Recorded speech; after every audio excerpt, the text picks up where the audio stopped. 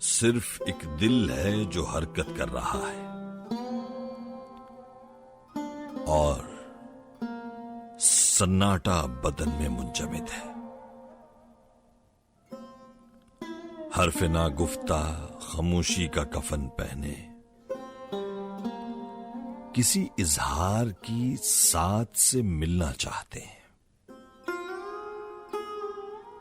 बंद आंखों में गुज़श्ता रौनकें सर को झुकाए मुंतजिर है एक ऐसी रोशनी की जो नए मंजर जगा दे।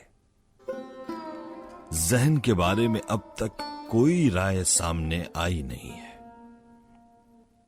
एक कमरे में मुआलिज तज्जियों में वक्त अपना काटते हैं और नर्सें सर्द होंठों पर लिपस्टिक के दबीज अस्तर सजाए घूमती हैं।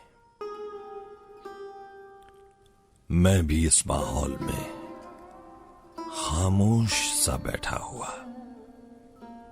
अंदाजों के दलदल में धंसता जा रहा हूं।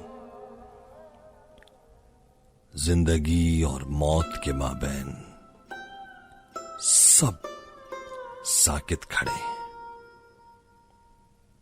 सिर्फ एक दिल है जो हरकत कर रहा है,